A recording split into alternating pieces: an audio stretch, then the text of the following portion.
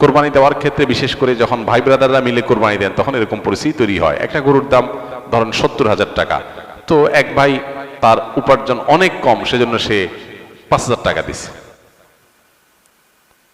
আর বাকি টাকা যেটা আছে সেটা হয়তো বাকি ভাইরা দিচ্ছে।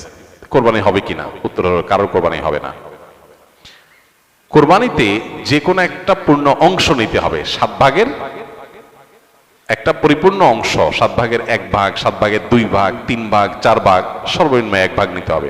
ভগ্নাংশ নেওয়া যাবে না, অর্থাৎ 1 ভাগেরও অর্ধেক নেওয়া যাবে না। 2 ভাই মিলে 1 ভাগ নিয়েছে, হবে না, তখন সেটা গোশত খাওয়া হবে। পশু জবাই হয়ে গেছে সহি পদ্ধতিতে, গোশত খাওয়া হবে, কিন্তু কোরবানি হবে না। কোরবানি বিশুদ্ধ হইতে হলে প্রত্যেককে পূর্ণাঙ্গ একটা ভাগ নিতে হবে। হ্যাঁ, এখন এমন হতে পারে যে এক ভাইকে আল্লাহ আর্থিক সচ্ছলতা দিয়েছেন, বাকিদেরকে দেন নাই, তো কি হবে? তখন সচ্ছল যিনি, তিনি তার পক্ষ থেকে কোরবানি দিয়ে বাকি সবাইকে সবার পক্ষ থেকে দিবেন, যে ঠিক আছে তোমার পক্ষ থেকে একটা শেয়ার, তুমি টাকা দিলা না, আমি তোমারটা দিয়ে দিলাম, এটা হতে পারে।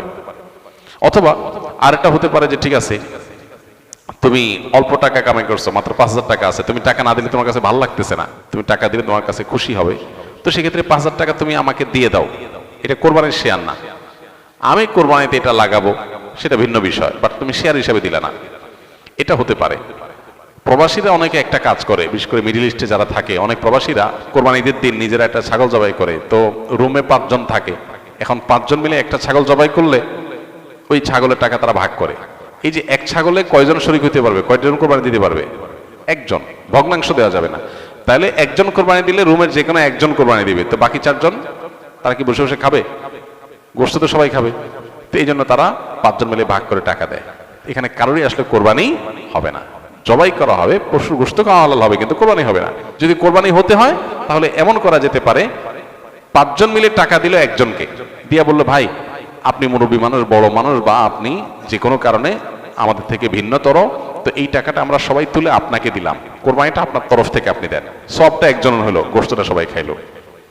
বা এই বছর আপনার তরফ থেকে হলো, পরের বছর আমরা আবার সবাই টাকা পয়সা দিলাম, ভাই আরেকজন হলো, টাকা আপনাকে দিয়ে দিলাম আপনার তরফ থেকে, হোক, কোরবানিটা একজনের হবে। ঠিক একইভাবে গরুতে ভগ্নাংশ, এটার ভাগ এভাবে আপনার শরীক হওয়া যাবে না, পূর্ণাঙ্গ একটা অংশের শরীক হতে হবে, তারপরে কোরবানি বিশুদ্ধ হবে।